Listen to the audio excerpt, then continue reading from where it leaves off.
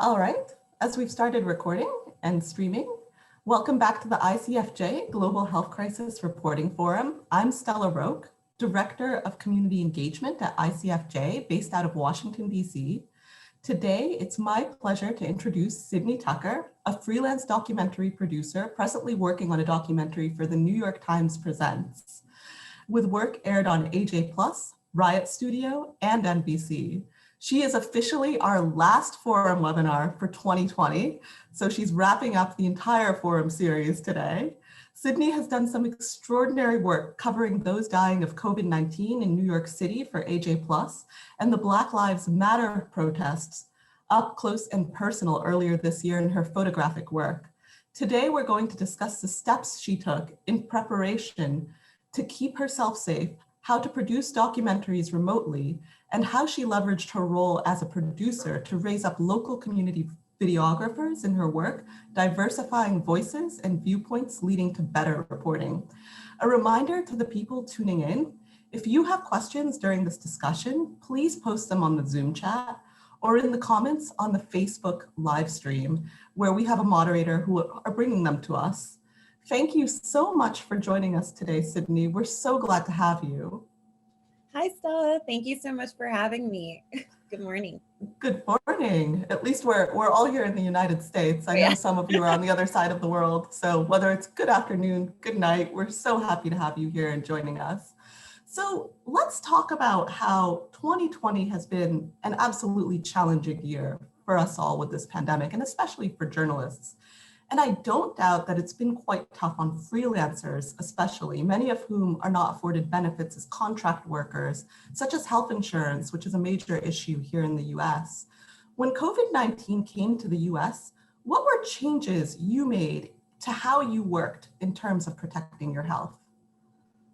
So when COVID-19 actually first hit, I think I was still in the office. I think people in the US were still trying to figure out, like, is this happening? Is this really happening? And then, media organizations were trying to adjust in real time. So trying to see, like, oh, can we continue working in offices, or do we need to work remotely? Because a lot of people were starting to slowly but surely shift their practices towards fully working remotely.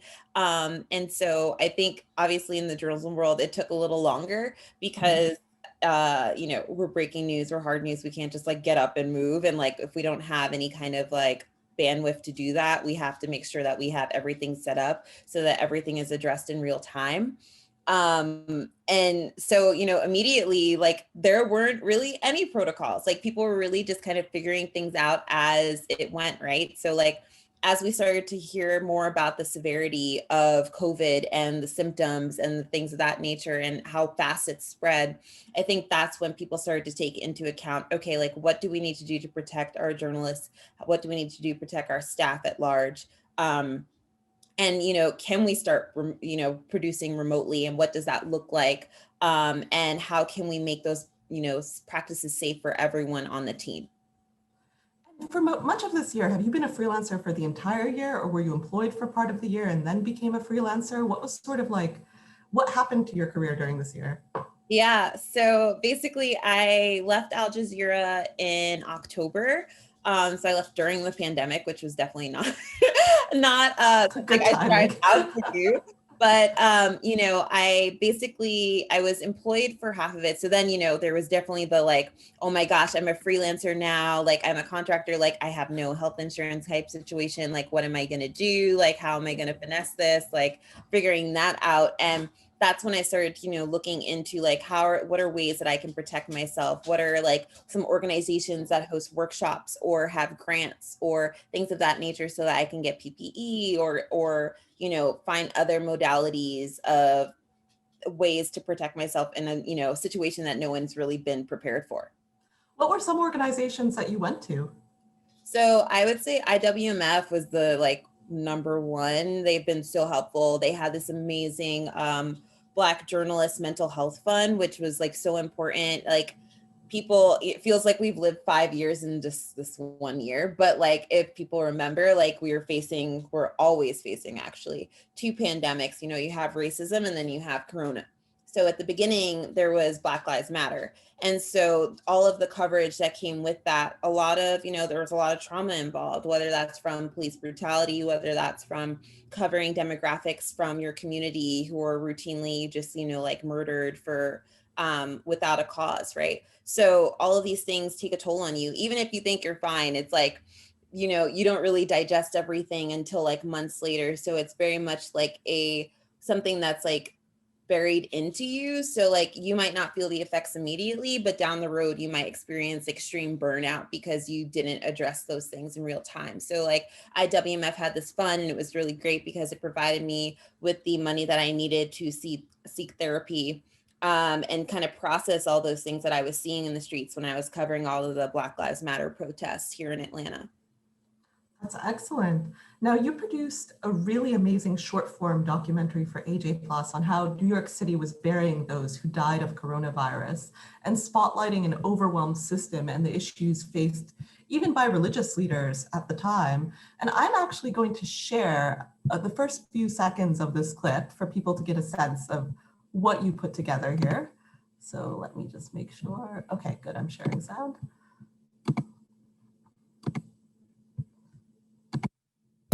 Mass burials, funerals postponed indefinitely, mobile morgues shipped out, and Zoom funerals. These are some of the many ways countries around the world are handling the more than 200,000 people dead as a result of the novel coronavirus. This is just unprecedented in the history of this city or country. We are experiencing the loss of a 9/11 a couple times a week. That's going on week after week. For now, it's meant huge changes to the rituals of how people say goodbye and ultimately grieve. When a funeral takes place, tons of people come out because it's a loved one, a community member. Now with Corona and the pandemic, loved ones can't be with their family members in the hospital as they're taking their last breaths. Will this pandemic change the way society mourns?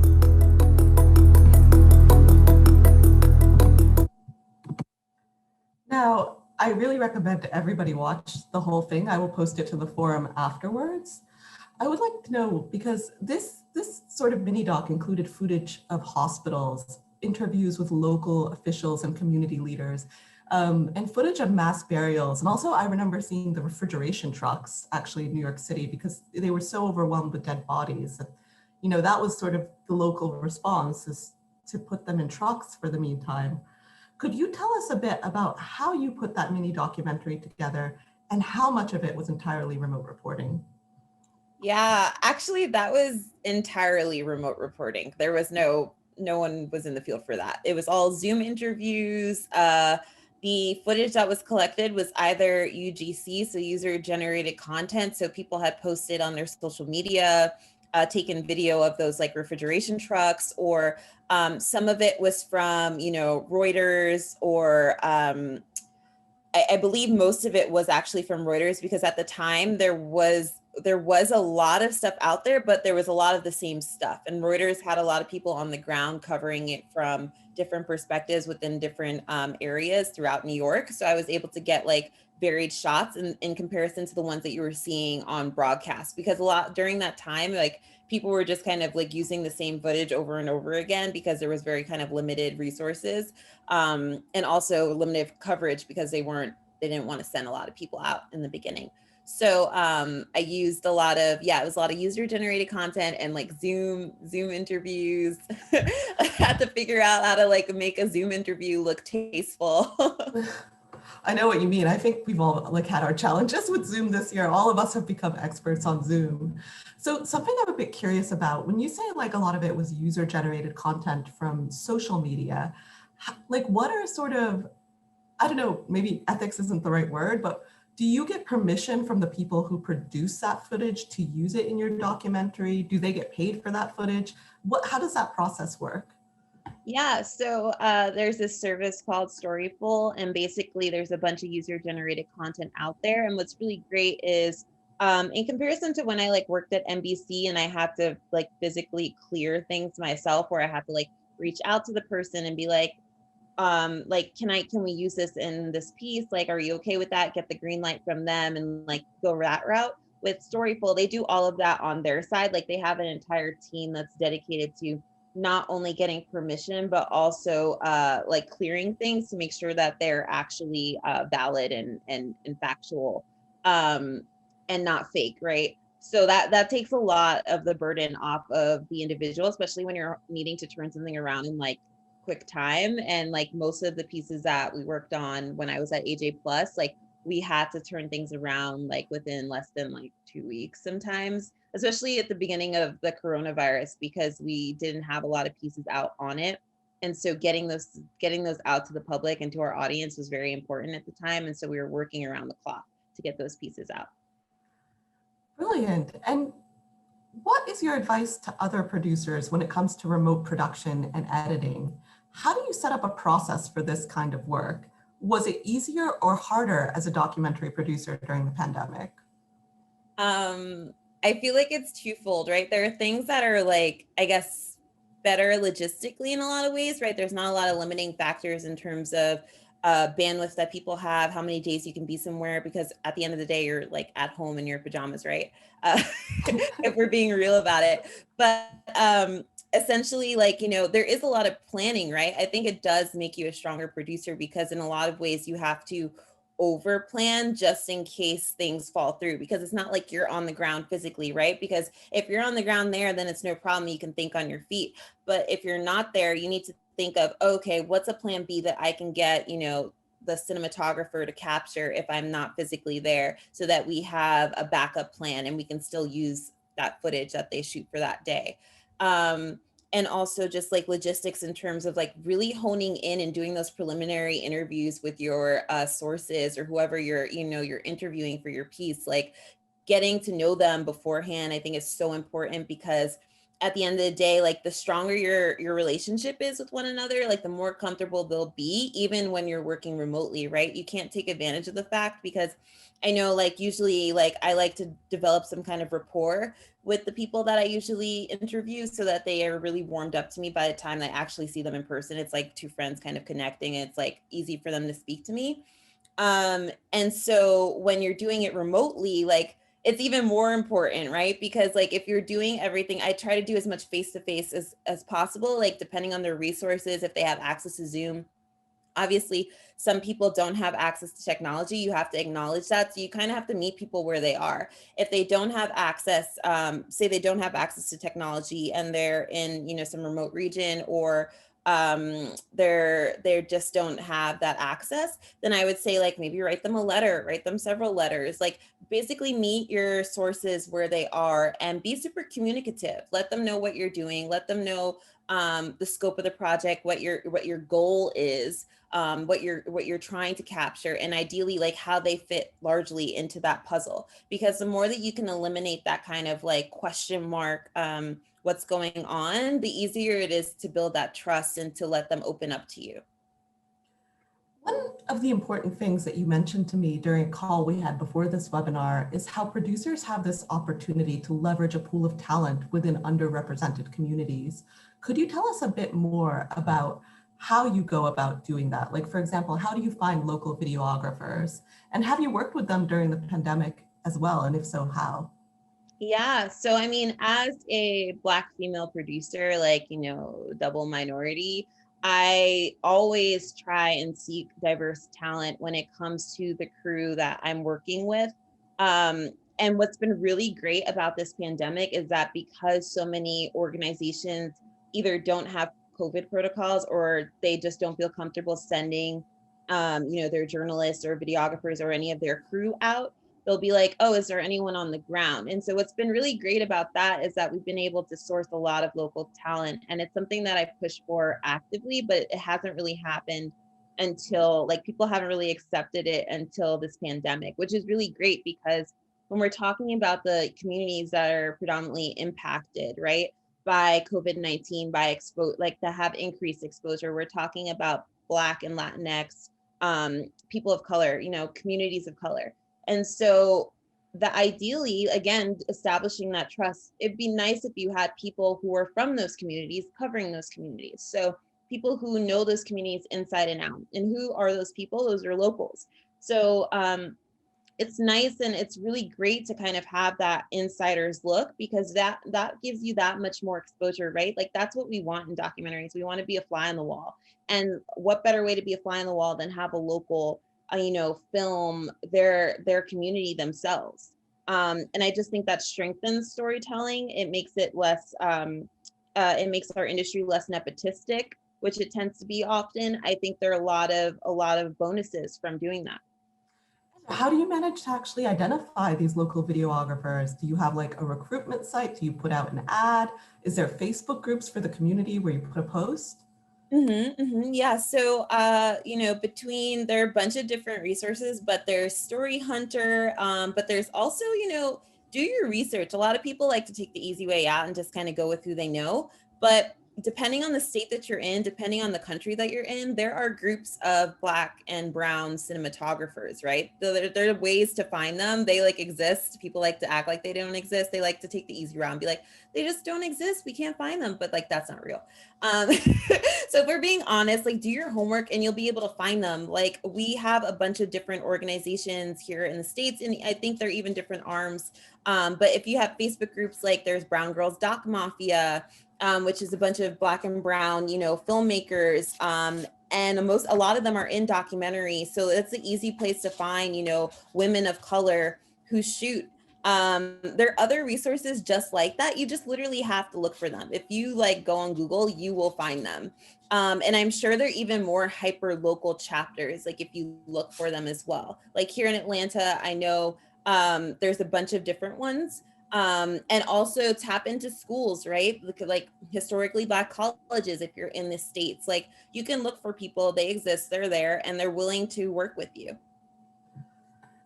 And this dovetails nicely into the next part of our discussion, where we're going to discuss your photographic work.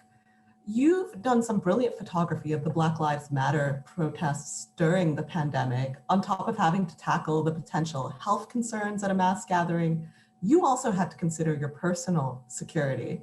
What did you do before you even went out to the protests to prepare to take these photos? And we'll be showing you some of the photos shortly.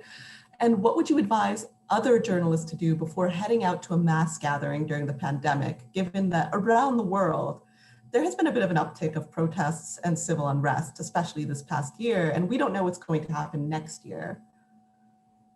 Yeah, that's such an important question. I think, at the beginning of the pandemic, when I was first going out, I was definitely covering things on a freelance perspective, because my job at the time when I was at Al Jazeera, we didn't really have a COVID protocol yet, so they weren't sending anyone in the field.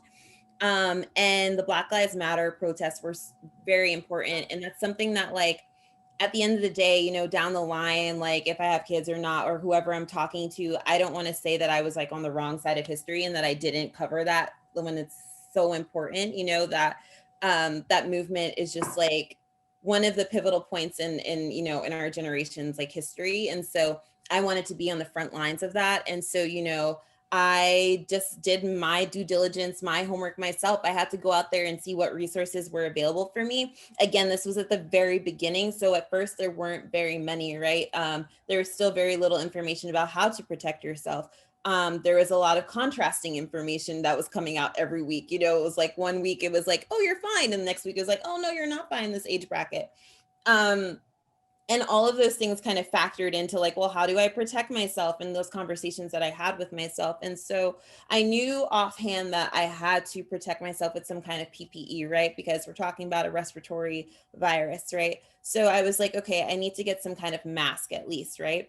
And then additionally, I went to grad school at Columbia and I took a couple workshops on how to protect yourself in, heightened situations. And so I knew things like, okay, depending on where you are, especially when we're talking about protests and police brutality, you need to do your research at the end of the day to find out like how the police in your community address, use of force, right? Some police are more likely to use rubber bullets. Some police are more likely to use, tear gas. And so you have to find out what is distinct or unique to your area that you're going to be in. And as a result, prepare yourself. So I brought a mask, right? And it was very important because like they weren't afraid at the very beginning to be throwing tear gas at people, even when children were out. Like there was no kind of hesitancy. So protecting yourself in every aspect and every way you can. Also like planning escape routes, like knowing exactly where the protest is leading. And like, you always know, like there are people on the ground who are the activists on the ground who will be like, oh, we're meeting at this point and we're starting at this time. And then we're going to end up at like whatever park, wherever, right? So when you do that, you're like, okay, like the police precinct is here. They'll probably come from this direction. We're going this way. Like I could probably go down this street if anything is to happen. Like having escape routes, and also like planning ahead of time, having a point of contact, having a person of contact saying like, I'm going to be here during these hours. If I don't contact you within 30 minutes, or like, even like, I don't know, do every 10-minute check-ins kind of thing, so that they know that you're like, weren't physically harmed or that you weren't arrested. I literally like wrote on my arm, like with Sharpie, like the like a name to like legal representation, and also the name for my emergency contact on my arm, because at the end of the day they were taking people's phones and you weren't able to make phone calls with your personal cell phones. And on top of that, taking additional measures like that were suggested by activists on the ground. That's another thing. When you're covering things like this, you want to listen to the people who have been in these spaces for a long time, have been doing this work, and have been directly impacted. So when they're telling you things like, turn off the FaceTime on your phone so that the police don't unlock it and take all of your information, or don't take all of your photos or whatever you capture during the event, that's crucial. Turning off your data so they can't track you, because that's also a thing. It's not like a mystery that Black Lives Matter, protesters who are actively in the spotlight during the time end up dead mysteriously months later. Like that's been happening recently too. Like they do track you, things do happen, and you need to take precautions depending on where you are, depending on the country you are, depending on the restrictions, your government, whatever. You need to take all these things into account.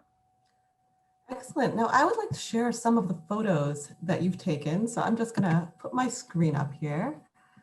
And I'm gonna make this full screen so everybody can see these amazing shots. So just so we have the context straight, this is in Atlanta, correct? Yes. And what was the story behind this photo? So for this particular photo, I was very interested in like families. I was really interested in the fact that a lot of parents were bringing their young kids out despite the risk, right? And we saw this a lot with the civil rights movement and parents bringing them out. So it's very much like a ancestral workings, protest history within, the Black and Brown community. I feel like it's important to capture things like this so people see that it's larger than them, right? Like it's more than just you that's impacted. This mom was going out because she wanted to show her daughter the importance of standing up for your life, standing up for your community, standing up against, the violent deaths that have been happening. And she was like, and it was important too, because she brought her goggles, like she brought her protection. So it's not like she just had her out here willy-nilly. She was protecting her and also letting her know like the importance of standing up for yourself. And also I loved her top. It says, I am my ancestors' wildest dreams, because like, it's true, right? Like your ancestors wouldn't believe that you're still having to do these battles to be out here in these streets, protesting against excessive force against your body, like because of this color of your skin. Like it's really ridiculous. And so her wearing that shirt on top of being with her daughter, bringing her daughter out, like her daughter is like clearly, like you see the infantilization of her child with her stuffed animal. And she's like, this is a die-in, right? That's like the very real actuality of like what they're participating in. This is called a die-in. And so you lay down on the ground for X amount of time. It depends on, I guess, who they're kind of talking about at the moment. But in this case, it was George Floyd. So people laid on the ground for as much time as he was, on the ground being taken advantage by that officer, being killed by the officer. So it was a really powerful moment. And I, obviously also I asked permission, right? Because not only is it a super vulnerable moment for them, but also it involves a minor. And so I just wanted to I didn't get anything like signed or anything like that, but it was just like out of respect, right? Because it's a very vulnerable moment. And like, we're already, Black people in this country were already so traumatized, re-traumatized, prejudiced against, victimized like over and over again. You want to do your due diligence so that you don't re-traumatize populations and take advantage of them. So I asked permission and then I took the shot. Of course. And what about this one here? So this one I thought was really interesting. So on the other side of this were the police, and it was like the National Guard, like they were in, you know, full protective gear.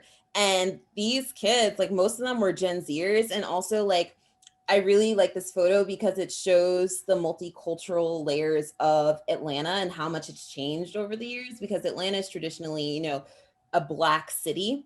And over the years, it's become increasingly more diverse, and you have more Latinx and Gen Z, like POC youth moving in. And so you see this like movement is like larger than life, right? It's become a thing of its own.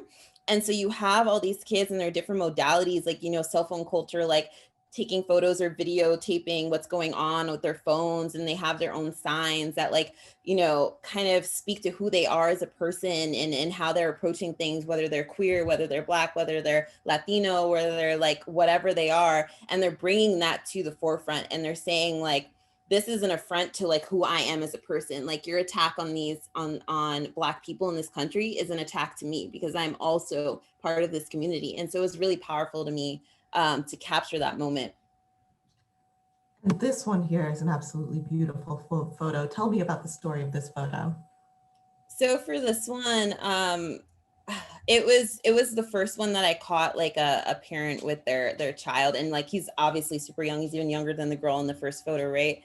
And so this one I think is the most telling because it's like we're literally like as Black people, we're battling two pandemics, right? We're battling racism and we're battling COVID. And to put your body on the line on those two fronts, right? Like to literally have yourself in these streets when you know that you can contract a virus, and to also put yourself on the line in terms of your body and your family, your son's body, right? When you know that there's any chance that police brutality can happen. And it doesn't matter if you have your child with you. It doesn't matter if you're alone. It doesn't matter if you're in a crowd. Like you can be shot and killed just as easily as the next person when you're Black in this country. And I just thought it was so powerful that a father would bring his son like to this protest this young and let him see what was going on, like the reality of the matter. Because at the end of the day, you can't escape who you are. You can't escape being Black. It's who you are. You're born into it. So the younger that people learn, actually, like the safer you are in this country. And these are conversations, you know, people might get uncomfortable with this photo because they're like, oh, how could you bring your child to a protest, right? But like, honestly, at the end of the day, like you can't turn off your Blackness when you step out the door. There is no too young to learn that you're Black in this world and that people are going to oppress you and people are going to try and kill you. Like the earlier you learn that, and the conversations that Black mothers and Black fathers have to have with their children, it's heartbreaking, right? Like the things that they have to say, like, don't go out and do this. Like you can't be a child essentially, right? And sadly, the earlier they learn that, the safer they are.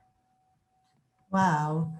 These are absolutely powerful stories that you've captured with these photos.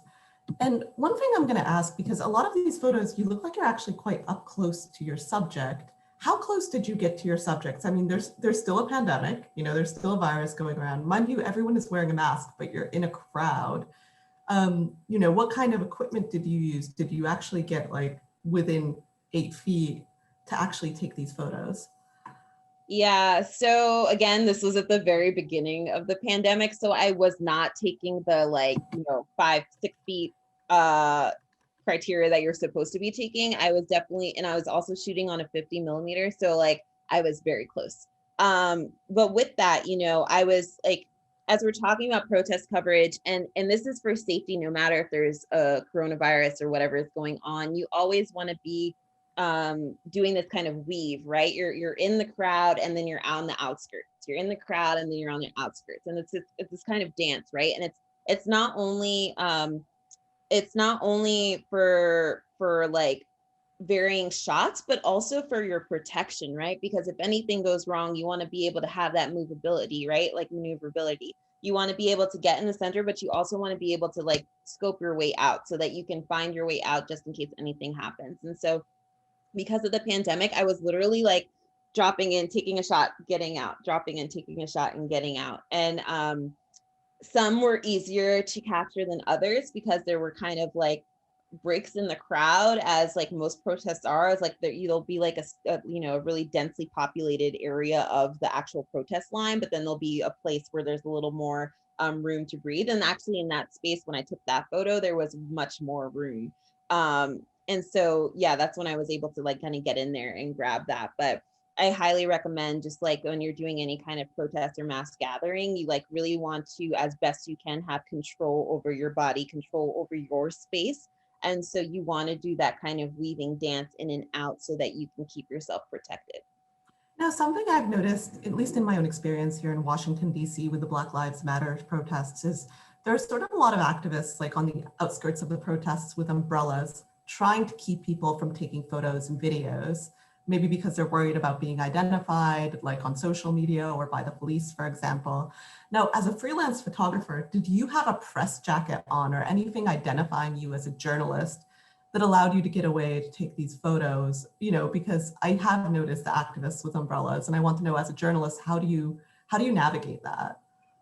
So I'll answer that in twofold. So I guess like people with umbrellas or people who didn't want to be videotaped, I think, again, the benefit of hiring local videographers or local creatives is that you are comfortable in your community, right? So when people feel uncomfortable getting their photo taken, they're not afraid to speak up, right? Like, because if I'm not from the community, if I'm not from the Black community, if I'm not a person of color, like they'll probably feel uncomfortable being like, can you not take my photo?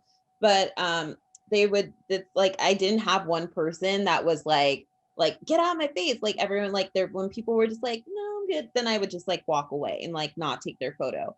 And I think also like you get that sense when we were at the beginning of the pandemic, you kind of got a sense of like who was actually taking the photos, right? Because at the very beginning, the coverage that was coming out was a lot of like, oh, there are riots, oh, there are people destroying their neighborhoods. And it's like, are they? Because all of the things that I've been to, like they're hyper organized. People are handing out bottles of water, snacks, like there's a medic person, like everything. Like I didn't see. And then there's even a person being like, no, don't like throw that garbage can through that window. Like stop, don't do that. Like all of the things that I went to, that's how communal it was. That's how the protest movement was moving in front of me.